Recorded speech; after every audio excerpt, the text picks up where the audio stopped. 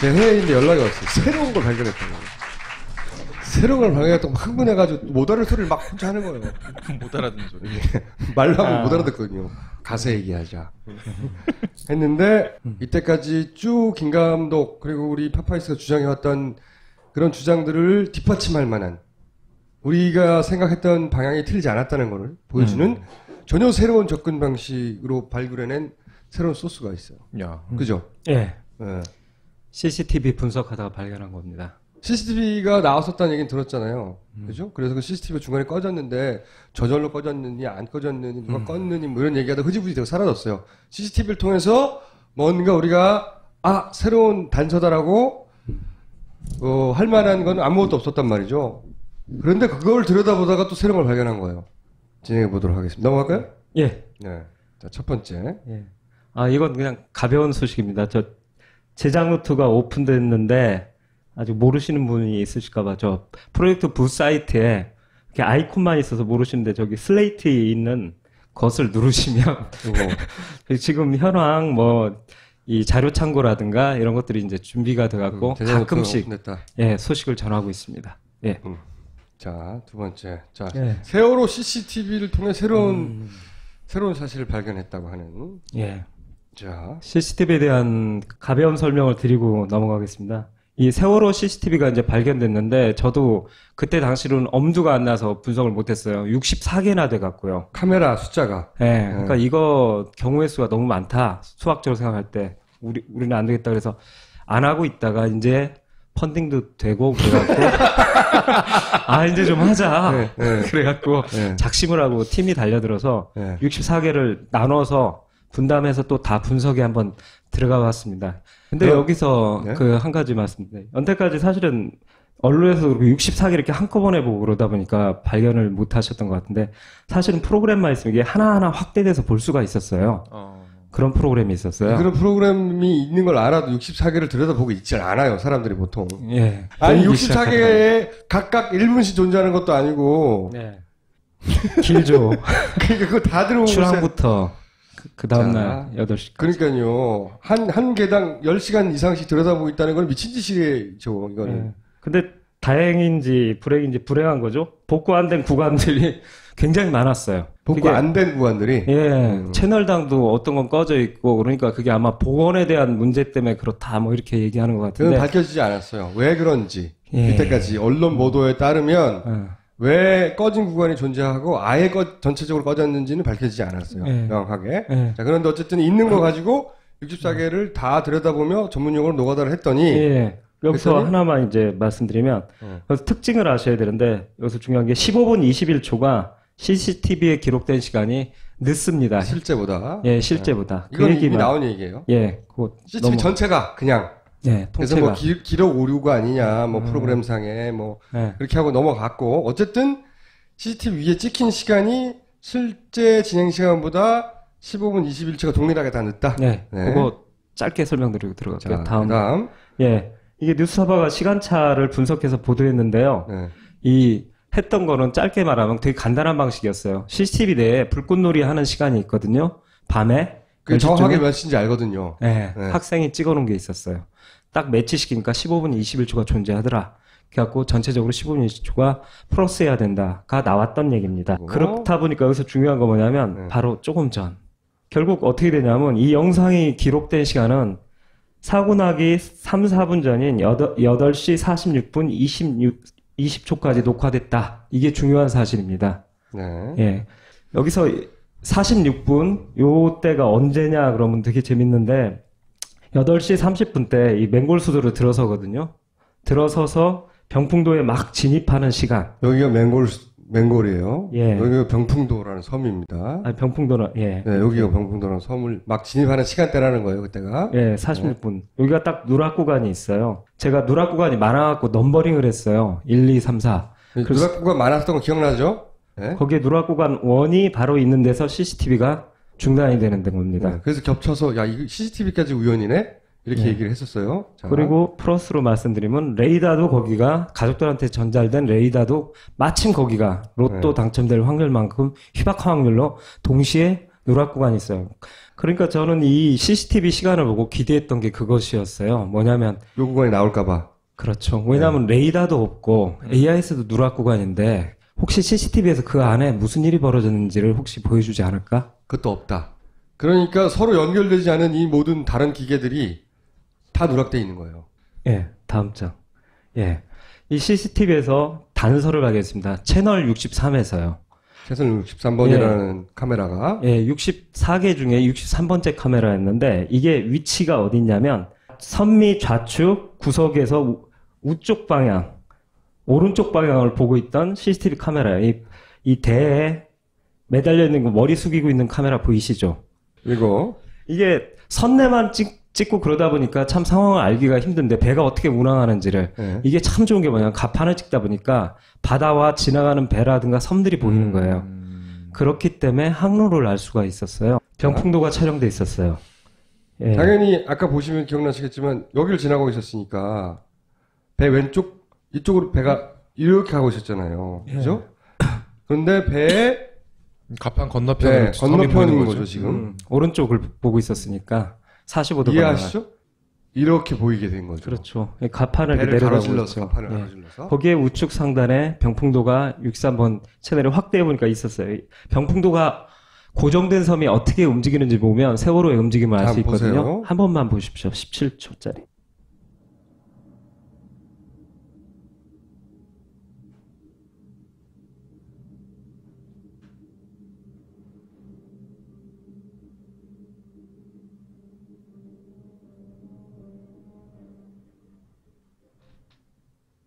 병풍도가 가판 밑으로 한번 들어갔다가 네.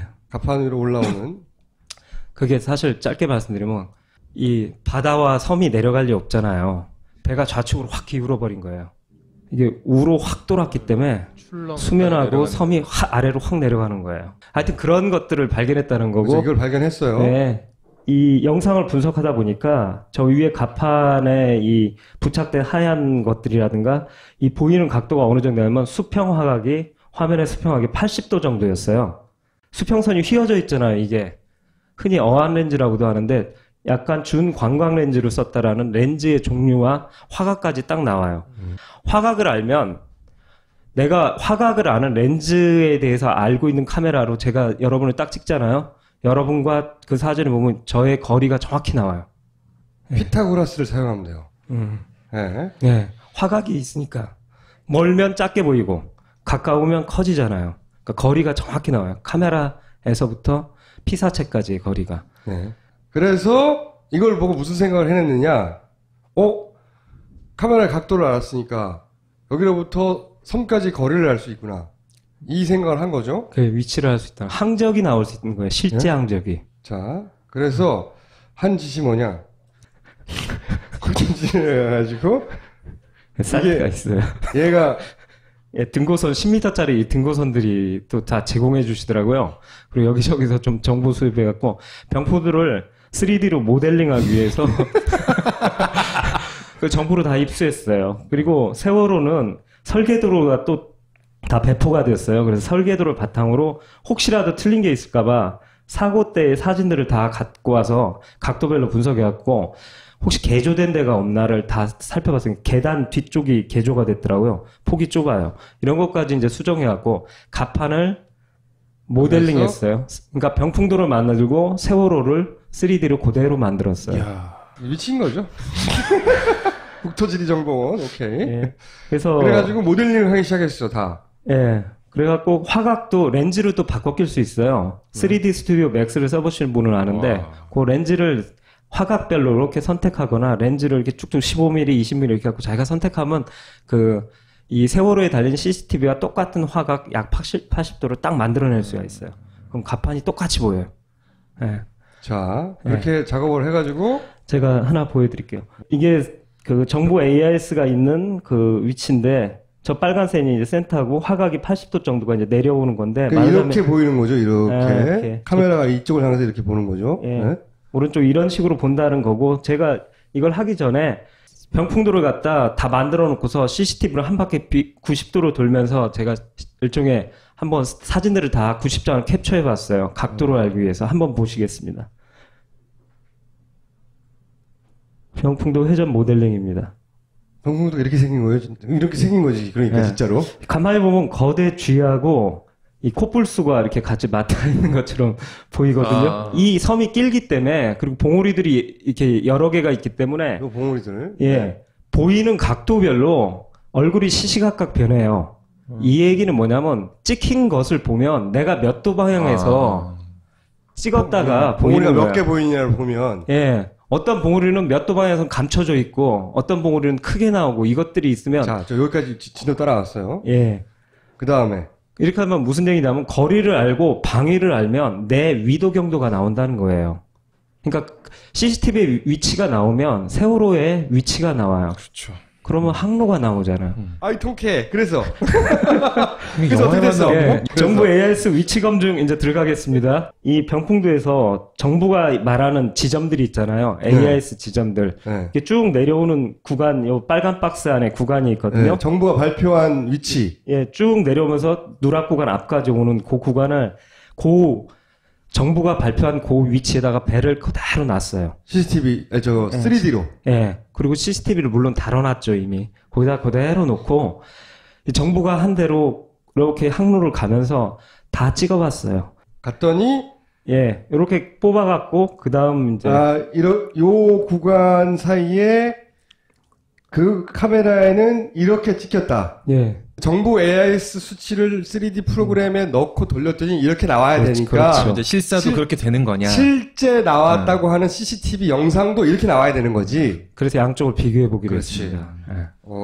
아주 좋아요. 예. 그랬더니 약간 사건이 벌어졌는데 특이 상황이 발생했습니다. 가면서의 이 시간을 이렇게 비교해 보니까 저 밑이 방금 말한 그 찍은 화면이고 위쪽이 실제 이 시간대에 그러니까 48분 9초, 이건 48분 11초인데 요때 병풍도의 크기를 딱 재니까 보시면 알겠지만 사이즈가 달라요. 그 정부가 말한 게 진짜라면 정부가 말한 AIS의 위치에 가서 시뮬레이션으로 병풍도를 그 CCTV와 고대는 렌즈로 찍어보면 똑같아야 돼. CCTV하고 모든 게. 실제로 CCTV가 찍힌 영상 거의 비슷해야 돼요. 병풍도가 그 거리에 있다면. 근데 해보니까 실제 그 거리에서 찍은, 이건 움직일 수 없는 증거잖아요. 그 영상보다 정부가 말한 거리에 가서 그 CCTV로 시뮬레이션을 찍어보면 멀다는 거예요. 이 얘기를 다시 결론만 말씀드리면 뭐냐면 정부가 말한 곳은 실제 세월호가 있었던 곳이 아닐 가능성이 높다라는 얘기예요. 실제로는 배가 병풍도에 더 가깝게 움직였고 정부는 그런데 더 멀리 있는 수치를 발표했다는 겁니다. 이걸 통해서 알아낸 게. 그럼 거꾸로 이제 예. 그럼 정확한 여기서 찍어보니까 정부 AIS가 말한 지점에서 너무 멀다면 배를 살짝 밀어보면 되잖아요. 병풍도를 향해서. 그래서 찍어서 CCTV가 찍은 실제 그 화면과 병풍도가 똑같이 되는 사이즈가 나오는 그 거리에 가보면 거기가 실제 세월호가 지나갔던 항적이잖아요. 자 그러면 그걸 봤더니 이 왼쪽 그래프부터 한번 보여드리겠습니다. 이게 간단한 건데 위에 청색이 정부가 얘기한 거의 직선에 가깝게 아주 스무스하게 갔다라는 1분 간격만 예. 한 거예요. 예. 정부는 이렇게 발표했어요. 예, 이렇게 발표했는데 근데 그 1분 구간 동안 CCTV에 찍힌 그 위치를 쭉 추적해 보니까 저런 항적이 나와요. 배는 병풍도 이만큼 200여 빨간색. 미터. 예. 이게 이제 3D로 시뮬레이션 해가지고 위치를 추정해가지고 찍은 거죠. 그렇죠. 사진과 똑같아지는 지점을 겹쳐가지고. 그렇죠. 이런 이렇게 식의 돼 있다는 거예요. 여기서 이제 차이점이 뭐냐면 첫 번째 갭이 있다라는 거죠. 그러니까 병풍도에 더 가깝다. 더 가깝다. 이게 첫 번째. 가까운데 이게 일률적이지도 않고 처음에는 멀다가 한 200m 멀다가 150m 가깝게 이렇게 가까워졌다가 다시 멀어져요. 오케이. 그래서 항적을 표시를 해보니까 이게 일종의 지그재그예요. 배가 이렇게 움직였다는 거지. 우리가 네, 계속 그- 지그재그 했다는 네. 거 했잖아요. 두 가지인 거죠. 하나는 배가 더 가깝고 네. 한 200여 미터 더 병풍도에 가깝게 움직였고 예. 두 번째는 반듯하게 간 게 아니라 우리가 얘기했듯이 지그재그 구간이 그 1분 내에도 있더라는 거죠. 그렇죠. 예. 네. 근데 여기서 재밌는 게 뭐냐면 이 항적을 발견하고 처음에는 사실 믿기질 않았어요. 그러니까 정부가 위치한 곳에 갔는데 병풍도가 너무 멀리 보인다는 사실에 대해 갖고 깜짝 3D 놀랐는데 시뮬레이션 상으로는 그래서 이 데이터를 얻고 나서 무슨 생각을 하게 되냐면 사실은 그 CNN 때 약간 그걸 의심했었어요. CNN 때 뭐가 나오냐면 문예식 선장님이 CNN 처음 사건 초기에 그때 아주 유용한 그 황금 같은 영상도 주시면서 항적을 그 외국 여기자 앞에서 그렸거든요. 컴퍼스를 대면서. 그때 항적을 그때 기억에 의존해서지만 레이더를 보고 자기가 항적을 그리는데 병풍도에 가까워요. 상당히 가깝게 그렸어요. 그리고 두 번째가 뭐냐면 보시면 알겠지만 해군 레이더가 10월쯤에 사실은 발표됐었어요. 일반인들은 잘 모르시는데. 진성준 의원인가요? 네. 그 의원님이 그걸 입수해갖고 해군 측에서 입수해갖고 해군 삼함대인가 사령부 그쪽에 있는 곳에서 이걸 계속 그 의원이 요구를 하셔갖고 이렇게 나왔는데 이 궤적이 생각나더라고요. 그래서 이 궤적 위에다가 제가 이게 빨간 게 뭐냐면 작년 10월에 진성준 의원실에서 해군으로부터 받았던 세월호의 레이더 항적이에요. 근데 그게 정부가 발표한 거거든요. 예. 해군이 그때 발표했던 거는 해군으로부터 받은 거죠. 예. 이렇게 그려져 있었다고요. 차이가 훨씬 더 가깝죠? 그리고 여기 곡선이 있죠? 그죠? 이게 생각났다는 겁니다. 그때는 왜 이렇게 차이가 나는지 몰라가지고 사람들이 그냥 지나갔다고요. 해석을 할 줄 몰라가지고. 그렇죠. 네. 그리고 사실 그때를 말해보면 저는 이걸 나왔을 때 굉장히 주목하고 있었어요. 왜 그러냐면 사실은 줬는데 그래픽으로 안 줬어요. 레이더 영상인데 해군이 사실은 영상으로 줘야 되거든요. 그렇지. 레이더는. 근데 그래픽으로 안 주고 그 물표점을 소수점까지 잘라갖고 되게 거칠게 그냥 엑셀 파일식으로 텍스트로 줘버린 거예요. 숫자로 준 거예요. 숫자로 준 거예요. 그림으로 보면 근데 그 숫자를 찍어보면 이렇다고요. 이렇게. 근데 그 항적이 제가 딱 본 순간 지그재그하네? 이게 보이는 거예요.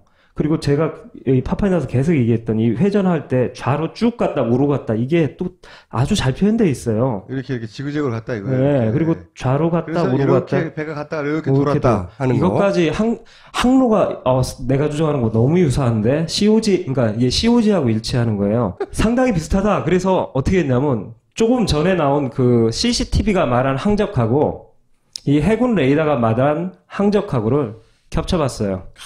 겹쳐서 한쪽을 약간 반투명하게 해서 양쪽을 싹 겹쳐보니까 기억자음이잖아. 항로까지 비슷해요. 간 항로까지. 해군이 발표한 것과 비교했더니 같더라. 그러니까 배는 실제 이렇게 움직였을 확률이 대단히 높은 거죠. 적어도 이 구간에 대해서는. 예, 이 1분에 대해서는 병풍도에 더 가깝게 움직였습니다. 한 150m, 200m. 그럼 적어도 이 구간에 대해서 정부가 발표한 요 수치는 틀릴 확률이 거짓일 확률이 대단히 높은 거죠. 그렇죠. 거꾸로 얘기하면. 왜 그러냐면 그 위에 AIS 데이터는 편차가 되게 많이 난다고 막 그때 주장했던 어떤 전문가가 있는데 30m 이상도 갈 수 있어. 뭐 이런 주장을 했는데 제가 아까 얘기했지만 200m예요, 이거. 100m급이에요. 150m, 200m급. 이건 그리고 AIS가 데이터 한 개 정도가 이렇게 100m, 200m를 튈 수 있는데 독자적 항로를 이렇게 그리면서 그 편차를 유지하면서 자기 항로를 그것도 항로도 다르게 위에서 그리면서 간다는 건 독립해서 간다는 얘기는 그것도 그리고 해군 레이더하고 같아, 근데. 그러니까 여기서 이제 감독의 생각은 정부 발표에 대해서 이 구간은 가짜라고 말하고 싶은 거죠. 그렇죠. 이렇게 말해야 된대요. 가짜라고 나는 생각한다. 예. 확신한다. 나는 확신한다. 확신이 더욱 굳어졌다.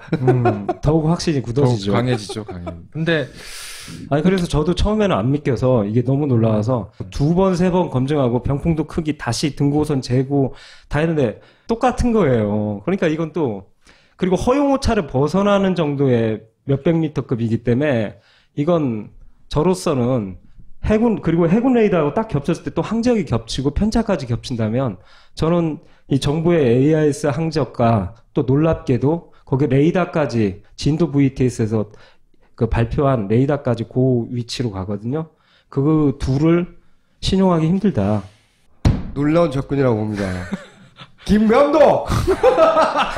잘했어요! 네, 감사합니다, 제작자님. 그러니까 이제 정확한 항적을 복원하는 게 이 모든 진상조사의 이제 가장 번째죠. 첫 번째이기 그렇죠. 때문에 작년 10월에 이제 저희 하호영 기자가 보도하면서 나왔던 그 진성준 의원실이 받아서 보도했던 그 해군 레이더 자료가 이 일치하지 않았기, 정부 AS 자료하고 일치하지 않았기 때문에 어느 게 맞냐 이 시비가 일 수 있는 그렇죠. 상황이었거든요. 근데 지금 이제 김 감독 이야기로는 CCTV 찍은 걸로 봐서는 해군께 맞다는 거지. 그렇죠. 김 감독이 요청한 전문가들의 노가다 결과를 보면은 이제 이게 좀 더 해군 레이더 자료가 좀 더가 아니라 해군 레이더가 맞는 거죠. 그렇죠. 지금은 이제 그렇게밖에 볼 수가 없는 거죠. 일본 구간에서는 해군 쪽에 해군 레이더에 손을 들어줘야죠. 어쨌든 이 작업을 그럼 다 복원을 하실 계획이신 거죠? 아, 사실 돈을 좀 하겠다는 거지. 하나 더 기억자를 보여줬으니까. 잠깐 여기서 그럼 추가적으로 하나 말씀드릴게요. 제작자님도 계시니까. 뭐냐면 이 45분 때만 얻어진 게 아니라 앞에 맹골수도 들어서는 무렵 7, 8분 그리고 30 몇 분 때 CCTV에서도 옆에 섬에 지나가는 게 다 나왔어요. 섬만 나오면 되는 거예요, 이제. 바다에서는 비교할 게 없는데. 네, 그렇죠. 이게 섬은 고정돼 있으니까 내가 어떻게 움직였는지가 그대로 나와요. 그치. 그러니까 지금 인텐션에 저게 담길 내용이 맹골소도 들어서서 그리고 30분 초엽 30분 한 2, 3분 그리고 45분 요 1분 구간은 실제 항로가 인텐션에서 그대로 아마 나올 겁니다. 실제 항로라고 생각하는 네, 실제가 말한. 네. 그리고 여기서 이제 그 말씀 드리려고 그랬는데 기자님한테도 뭐냐면 그 앞에 맹골수도 들을 때가 편차가 더 커요. 거기는 거의 700m가 서로 편차가 나요. 둘 중에 하나는 조작이에요. 정부 발표하고 카메라에 찍힌 걸 이런 식으로 3D로 재현해봤더니 700m 차이. 해군 레이더하고 그 진도 VTS 레이더 그리고 정부 AIS 데이터가 700m 차이가 나요. 그리고 저 해군 레이더가 왼쪽으로 굉장히 놀라울 정도로 급격하게 꺾이거든요. 그런 사실이 있는데 거기도 검증해 보면 해군 레이더가 맞는지 정부께 맞는지를 근데 아직 안 했어요? 그거 섬 만들고 있는 중입니다. 섬 열심히 만들고 있어요. 3D로 섬. 거기 섬이 많아요. 노가다 중. 네, 거기 섬이 많아요. 병풍들 하나만 만들었는데 너무 많기 때문에. 그리고 사실은 해군 레이더를 이제 조금 우리가 주목해야 되는데 해군 레이더가 왜 초창기 때 아까 논란이 됐다고 그랬잖아요. 근데 푸대접을 받은 이유가 있어요. 왜냐하면 진도 VTS의 레이더가 X밴드 레이더인가 그래갖고 이 오차율이 10m 아니에요. 근데 그보다 군 레이더는 좀 커요. 몇십 미터 정도로. 그러니까 얘가 편차가 많다라는 이유로 푸대접을 받았어요. 해군 레이더가 덜 정밀하다? 예. 쓰레기라는 소리까지 들었어요. 어떤 사람은 제 앞에서. 해군 레이더에 대해서 이 항적에 대해서 어떻게 생각해요? 그러니까 그거 쓰레기라고 막 얘기하더라고요. 그리고 이게 맞다고, 정부께. 네, 정부께 맞다고. 그래서 해군 레이더가 진도에 쓴 레이더보다 정밀도가 좀 떨어지긴 하나, 지금으로 봐서는 해군 레이더는 손대지 않았고, 정부 데이터는 손댔을 확률이 높다고 확신하고 있는 거죠. 거기 변호사 이제 시장님이 나와서 확신한다면 괜찮대. 그래요? 확신하죠. 저는 너무 확신해요. 왜 그러냐면 이 진도 VTS 레이더는 10m 오차예요. 10m를 벗어나요. 700m를 벗어나. 저 입구 쪽에선 벗어나요. 여기서는 지금 200m를 벗어나요. 10m 오차가 있는 애가 실제 항로보다 100m 이상을 벗어났다는 얘기는 누가 건드렸다고 저는 아주 굳게 확신합니다. 그러면 이걸로 검증은 끝나는 거예요? 또 다른 기법은 없어요? 만약에 누가 만지고 어떤 목적으로 조작을 했다면 왜 그랬을까라고 생각해서 다음 장 좀 보여주십시오. 여기서는 지금까지는 과학적 검증이었고요. 여기는 제가 과학적 추론입니다. 네. 해군 레이더하고 정부가 발표한 AIS 항적을 보면 이렇게 내려오다가 여기서 뭐냐면 계속 편차를 갖고 내려오다가 이 밑에서 아주 재밌는 현상을 만나요. 뭐냐면 결국 이 청색 표류 항적이 이게 문제인데 표류한서 위로 올라가는 위 경도, 특히 경도, 위 지점은 바꿀 수가 없어요. 이건 조작이 불가능해요. 왜 그러냐면 배가 그때 발견됐거든요. 너무 많은 사람들의 목격자가 있어요. 둘라이스, 온갖 어선들도 몰라가서 요 구간을 바꿀 수가 없다고. 요 라인을 다 봤어요. 배가 표류해서 가는 요 구간을 바꿀 수가 없다. 예. 그런데 그렇게 따지면 어떤 얘기가 나오냐면 해군 레이더가 만약에 실제 항적이라면 쭉 오다가 여기서 좌로 갔다 우로 회전하고서 저 청색 표류 항적에 연결되려면 300m 한 바퀴 회전해야 돼요. 그리고 실제로 그 레이더 화면에서도 이렇게 병풍들을 등질 때까지 회전하는 게 나왔고 CNN 영상에서도 실제로 회전을 했어요. 회전을 하려면 한 바퀴를 돌아야 돼요. 그러면서 청색 라인에 연결이 되거든요. 큰 원을 그리면서. 그런데 이게 나오면 4분간 전탈을 넣었다는 것도 나오고 컨테이너 무너지고 막 바다에 빠지는데도 불구하고 계속 키를 돌렸다는 거 이거 큰일이거든요. 무슨 얘기냐면요. 만약에 해군 데이터가 맞다면 만약에 우리가 해군 데이터가 완벽하게 맞다고는 아직 주장할 수가 없어요. 이 구간까지는. 네. 여기는 CCTV가 없으니까. 근데 어쨌든 매우 높은 확률로 해군 데이터가 더 맞지 않겠냐 생각하고 있는데 해군 데이터가 맞다면 엔진이 꺼졌다고 했잖아요. 그래서 표류했다고 그랬잖아. 그게 아니고 엔진을 켜고 돌린 거야. 이렇게 되면. 이렇게 한 바퀴를 쫙 돌았다라는 게 나오면 이건 무조건 고의 침몰로 의심을 받을 수밖에 없거든요. 그러니까 이제 추론인데 뭐냐면 이 해군 레이더 이 짙은 색에서 이 왼쪽을 떼어내는 거예요. 그러니까 청색과 여기에 사이 연결점 여기를 떼어내고. 예, 떼어내고 또 발표도 거기까지만 했는데 청색과 그 사이를 떼어내서 없애고 요걸 그대로 200m를 위로 2시 방향으로 시프트하는 거예요. 그러면 딱 맞아 들어가요. 그러면 지금 정부 항적도와 똑같이 돼버려요. 요 구간이 자연스럽도록 만들기 위해 요 구간을 뒤에 만들어 붙였다가 감독의 해석인 거죠, 지금. 네. 특히 가장 이동시키기 힘든 게 레이더인데 진도 레이더 있지 않습니까? 진도 레이더 그때 분석할 때 레이더 전문가님이 뭐라고 말씀하시냐면 그분이 사실은 그분의 예상이 맞았어요. 그분이 뭐냐면 그때 제가 되게 복잡한 기술적인 얘기를 많이 들었다고 했잖아요. 그때 무슨 말씀하셨냐면 이거 정부 AIS하고 레이더의 이상한 편차들을 막 초자연적인 편차를 보다가 무슨 얘기 하셨냐면 이거 레이더를 갖다 기준점 갖고서 장난친 것 같은데 이렇게 말씀하시더라고요. 그래서 제가 무슨 말이냐고 물으니까 레이더 전문가님 말씀이 기준점을 그러니까 로우 데이터는 안 건드리더라도 뭐냐면 레이더를 옮기는 게 쉽대요. 뭐냐면 레이더는 전자해도에서 어떤 기준점에 딱 맞춰야지 그 좌표가 나오거든요. 그 항적은 그러니까 마치 이게 투명한 셀로판에다가 레이더 항적을 놓고서 이 전자해도에다 기준점끼리 딱 일치시켜야 되는 거예요. 그런데 기준점을 다른데 복원할 때 다른 데다 설정해 놓으면 얘가 전체적으로 밀려 올라가는 거예요.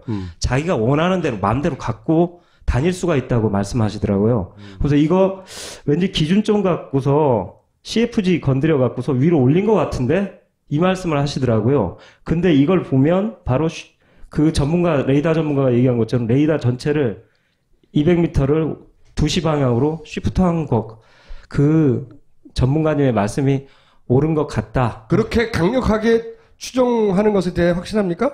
네, 저는 확실합니다. 감독님이 지금 역으로 추정해서 발견해낸 거 대단히 훌륭한 접근 방식이라고 생각이 되는데, 그게 또 3D 프로그램이 그게 오류가 생길 수 있다더니 그러면, 그런 그래? 믿는다니까요. 이렇게 생길 수 있단 말이에요. 그래서 목격했어요. 뭘 더 해야 돼, 뭘? 그래서 저는 30분 때부터 해고 45분 때 뭐 이 항적을 갖다 이제 다 3D 분석이 끝나면 실제로 CCTV를 살 거예요. 예. 똑같은 CCTV, 화각이 있기 때문에 CCTV를 탄 다음에. 돈 들잖아, 이 사람아. 예, 배를 구해갖고. 아니, 여객선을 구한다는 건 아닙니다. 하여튼, 구할 수 있는 배를 구해서. 아니, 그럼 높이가 그만큼 돼야 되잖아요. 큰 철봉을 매달면 하여튼 해갖고, 그 항적대로 어떻게 정부 것도 검증하고 실제 항적도 그 실제 CCTV로 찍으면서. 그러니까 배 타고 간다고? 예, 배 타고 가면서 이 정부가 말한 AS에서 똑같은 화각을 가진 CCTV로 그거 살 수 있어요. 지금 나가면 똑같은 화각을 가진 거 얼마든지 사요. 얼마 안 해요. 10만 원도 안 해요. 배를 구하기 힘든 거지, 배를. 그래갖고 그걸 그대로 촬영을 해갖고 넣으면. 아니, 배가, 예를 들어서 배가 작아서 흔들렸다고 그럴 수 있잖아요. 배가 그때 기상 조건이 거의 똑같아도 배가 작아서 흔들렸다고 카메라는 10만 원도 안 되는데 배는 얼마로 보고 계세요? 그건 생각 안 해봤습니다. 하여튼 10억으로 안 돼, 그러면. 하여튼 가서 찍는 것만큼 확실한 게 없죠. 똑같은 CCTV 가져가서 고 AIS 정부가 발표한 위치에서. 아니, 배도 그럼 비슷한 조건이어야 되잖아요, 배도. 그건 좀 힘들. 이 제작자로서 굉장히 어려운. 그건 제작자님의 능력에 달려 있는 것 같고. 그래서 실제 몇 천 톤이죠, 그게? 6천 톤? 하루 빌리는데 얼마죠, 그게? 그건 몰라요. 전 아무것도 없어요. 하여튼 또 뭘 하려는 생각이에요, 또. 여러 가지 대안을 생각해서 그게 안 되면 뭐 미니어처 촬영 그대로 세월호 그 병풍도를 만들어 놓고. 미니어처는 싼 줄 알아? 그것도 비싸네. 뭐 제작진이 해결해 주시겠죠? 또 그렇습니다. 또 뭘 할 수 있는지. 또 뭘 할 수 있어요? 그런 검증들을 해야죠. 배 못하게 한다든가 왜 거기서 다이빙배에서부터 해경이 와서 그러면 네바다로 갈 거예요. 저는 사막에 가서 그 병풍도를 이 사람이 정말로 지어놓고 그 거리와 똑같은 데 가갖고 CCTV 똑같은 거 사가다가 뭘 찍어서 사이즈 나오나 보자 이 거리에서 정부가 말한 대로 이렇게 그러니까 하면 반박 못하죠? 거기 가서 병풍도 크기로 모형을 만들고 거기 그 거리만큼 네. 그 거리만큼 떨어진 곳에 CCTV 갖고 찍는 땅 거지. 위에서 땅 모형 위에서 위에서. 땅 위에서 그 정도 높이의 CCTV 네. 달아가지고 네, 그대로 찍으면 그 되죠. 정도 똑같은 크기의 선반을 선박? 선박의 모형을 그렇게 뒷부분만 만들어가지고 아, 가판만? 가판만. 뒷갑판만 만들어서 응. 그걸 움직여 가면 그 거리로 해가지고 하겠다는 거예요? 하여튼 어떤 일이 있고 고난이 있어도 하여튼 반박 못하게 하여튼 재현 촬영을 할 예정입니다. 감사합니다. 여하간 할 수 있는 데까지 해볼게요. 네. 저희가 힘이 안 나와서 못하는 걸 할 수 없고요. 할 수 있는 건 다 해보겠습니다. 네. 오늘은 그래서 다른 얘기 안 하고 할 수 있는 데까지 다 해보겠다고 약속드리면서 43회를 마치도록 하겠습니다. 그렇다 보니까 여기서 중요한 거 뭐냐면 네. 바로 조금 전. 결국 어떻게 되냐면 이 영상이 기록된 시간은 사고 나기 3, 4분 전인 8시 46분 20초까지 녹화됐다. 이게 중요한 사실입니다. 네. 예. 여기서 46분, 요 때가 언제냐 그러면 되게 재밌는데, 8시 30분 때 이 맹골수도로 들어서거든요. 들어서서 병풍도에 막 진입하는 시간. 여기가 맹골이에요. 예. 여기가 병풍도라는 섬입니다. 아, 병풍도는, 예. 네, 여기가 병풍도라는 섬을 막 진입하는 시간대라는 거예요, 그때가. 예, 46분. 여기가 딱 누락 구간이 있어요. 제가 누락 구간이 많아갖고 넘버링을 했어요. 1, 2, 3, 4. 누락구가 많았던 거 기억나죠? 네? 거기에 누락 구간 1이 바로 있는 데서 CCTV가 중단이 되는 겁니다. 네, 그래서 겹쳐서, 야, 이거 CCTV까지 우연이네? 이렇게 네. 얘기를 했었어요. 자. 그리고 플러스로 말씀드리면 레이더도 거기가 가족들한테 전달된 레이더도 마침 거기가 로또 네. 당첨될 확률만큼 희박한 확률로 동시에 누락 구간이 있어요. 그러니까 저는 이 CCTV 시간을 보고 기대했던 게 그것이었어요. 뭐냐면 요 구간이 나올까봐. 그렇죠. 왜냐하면 레이더도 없고 AIS도 누락 구간인데 혹시 CCTV에서 그 안에 무슨 일이 벌어졌는지를 혹시 보여주지 않을까? 그것도 없다. 그러니까 서로 연결되지 않은 이 모든 다른 기계들이 다 누락돼 있는 거예요. 예, 다음 장. 예. 이 CCTV에서 단서를 가겠습니다. 채널 63에서요. 최선 63번이라는 카메라가. 예, 64개 중에 63번째 카메라였는데 이게 위치가 어딨냐면 선미 좌측 구석에서 우쪽 방향, 오른쪽 방향을 보고 있던 CCTV 카메라예요. 이 대에 매달려 있는 거 머리 숙이고 있는 카메라 보이시죠? 이거. 이게 선내만 찍고 그러다 보니까 참 상황을 알기가 힘든데 배가 어떻게 운항하는지를 네. 이게 참 좋은 게 뭐냐면 분담해서 또 다 분석에 한번 들어가 봤습니다. 근데 여기서 네. 그 한 가지 말씀드려요. 연태까지 사실은 언론에서 64개 이렇게 한꺼번에 보고 그러다 보니까 발견을 못 하셨던 것 같은데 사실은 프로그램만 있으면 이게 하나하나 확대돼서 볼 수가 있었어요. 그런 프로그램이 있었어요. 그런 프로그램이 있는 걸 알아도 64개를 들여다보고 있질 않아요, 사람들이 보통. 예. 아니, 보이기 시작하더라고요. 64개에 각각 1분씩 존재하는 것도 아니고. 네. 길죠. 그러니까 그거 다 들어보고. 출항부터 그 다음날 8시. 그러니까요. 한 개당 10시간 이상씩 들여다보고 있다는 건 미친 짓이죠, 이거는. 예. 근데 다행인지 불행인지 불행한 거죠. 복구 안 된 구간들이 굉장히 많았어요. 복구 그게- 안 된 구간들이. 예, 채널당도 어떤 건 꺼져 있고 그러니까 그게 아마 복원에 대한 문제 때문에 그렇다 뭐 이렇게 얘기하는 것 그건 같은데. 밝혀지지 않았어요. 왜 그런지. 예. 이때까지 언론 보도에 따르면 예. 왜 꺼진 구간이 존재하고 아예 전체적으로 꺼졌는지는 밝혀지지 않았어요. 예. 명확하게. 예. 자, 그런데 어쨌든 있는 거 가지고 64개를 다 들여다보며 전문용어로 노가다를 했더니 예. 여기서 그랬더니? 하나만 이제 말씀드리면 여기서 특징을 아셔야 되는데 여기서 중요한 게 15분 21초가 CCTV에 기록된 시간이 늦습니다. 실제보다. 예, 실제보다. 그 이건 이미 얘기만. 나온 얘기예요. 예, 그거 CCTV 전체가 그냥. 예, 그래서 통째가. 뭐 기록 오류가 아니냐, 뭐 프로그램상에 뭐 예. 그렇게 하고 넘어갔고 어쨌든 CCTV 위에 찍힌 시간이 실제 진행 시간보다 15분 21초가 동일하게 다 늦다. 네, 네. 그거 짧게 설명드리고 들어갈게요. 자, 다음. 그다음. 예, 이게 뉴스사바가 시간차를 분석해서 보도했는데요. 네. 이 했던 거는 짧게 말하면 되게 간단한 방식이었어요. CCTV 내에 불꽃놀이 하는 시간이 있거든요. 밤에. 그 10시 정확하게 중에? 몇 시인지 알거든요. 네, 네. 학생이 찍어놓은 게 있었어요. 딱 매치시키니까 15분, 21초가 존재하더라. 그래갖고 전체적으로 15분, 20초가 플러스해야 된다가 나왔던 얘기입니다. 제가 해외에 있는데 연락이 왔어요. 새로운 걸 발견했다고. 새로운 걸 발견했다고 막 흥분해가지고 못 알을 소리를 막 혼자 하는 거예요. 못 알아듣는 소리. 말로 하면 못 알아듣거든요. 가서 얘기하자. 했는데 이때까지 쭉 김 감독 그리고 우리 파파이스가 주장해왔던 그런 주장들을 뒷받침할 만한 우리가 생각했던 방향이 틀리지 않았다는 것을 보여주는 전혀 새로운 접근 방식으로 발굴해낸 새로운 소스가 있어요. 야. 그죠? 예. 네. CCTV 분석하다가 발견한 겁니다. CCTV가 나왔었다는 얘기는 들었잖아요. 그죠? 그래서 그 CCTV가 중간에 꺼졌는데 저절로 꺼졌느니 안 꺼졌느니 누가 껐느니 뭐 이런 얘기하다 흐지부지 되고 사라졌어요. CCTV를 통해서 뭔가 우리가 새로운 단서다라고 할 만한 건 아무것도 없었단 말이죠. 그런데 그걸 들여다보다가 또 새로운 걸 발견한 거예요. 진행해 보도록 하겠습니다. 넘어갈까요? 예. 네. 자, 첫 번째. 예.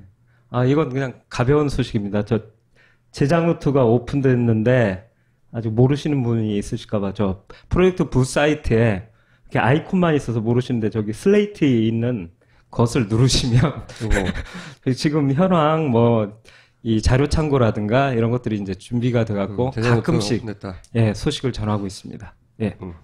자, 두 번째. 자, 예. 세월호 CCTV를 통해 새로운 사실을 발견했다고 하는. 예.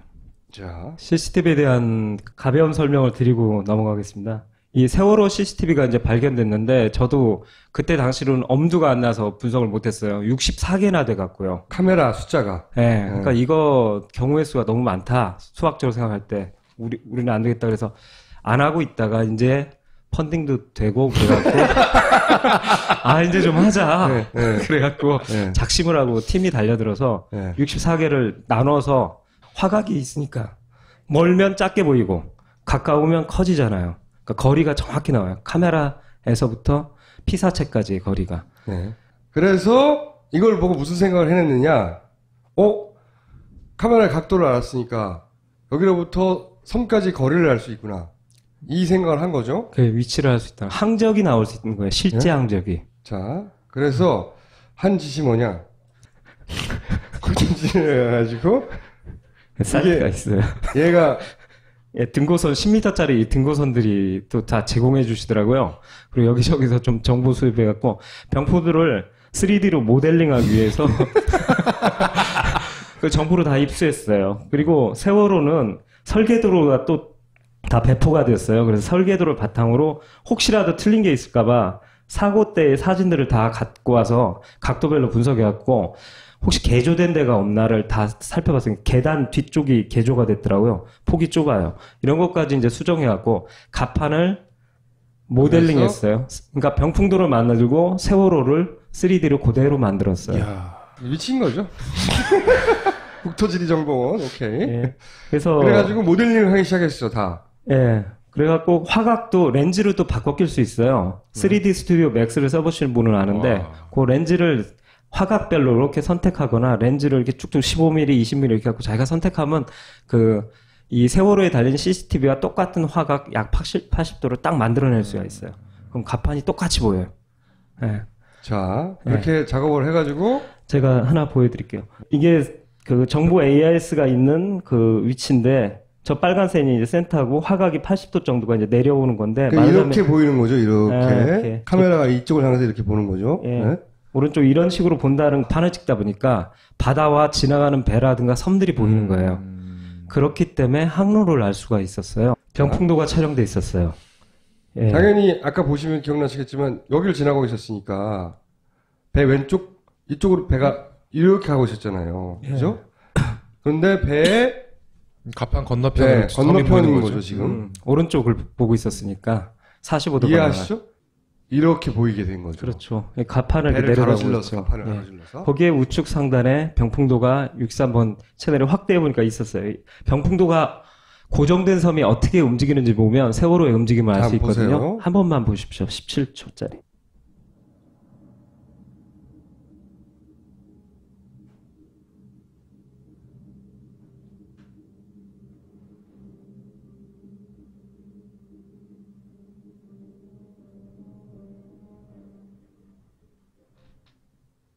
병풍도가 갑판 밑으로 한번 들어갔다가 네. 갑판 위로 올라오는. 그게 사실 짧게 말씀드리면 이 바다와 섬이 내려갈 리 없잖아요. 배가 좌측으로 확 기울어 버린 거예요. 이게 우로 확 돌았기 때문에 수면하고 섬이 아래로 확 내려가는 거예요. 하여튼 그런 것들을 발견했다는 거고. 그래서 이걸 발견했어요. 네. 이 영상을 분석하다 보니까 저 위에 갑판에 이 부착된 하얀 것들이라든가 이 보이는 각도가 어느 정도냐면 수평 화각이 화면의 수평 화각이 80도 정도였어요. 수평선이 휘어져 있잖아요. 이게 흔히 어안 렌즈라고도 하는데 약간 준 관광 렌즈를 썼다라는 렌즈의 종류와 화각까지 딱 나와요. 화각을 알면 내가 화각을 아는 렌즈에 대해서 알고 있는 카메라로 제가 여러분을 딱 찍잖아요. 여러분과 그 사진을 보면 저의 거리가 정확히 나와요. 피타고라스를 사용하면 돼요. 네. 네.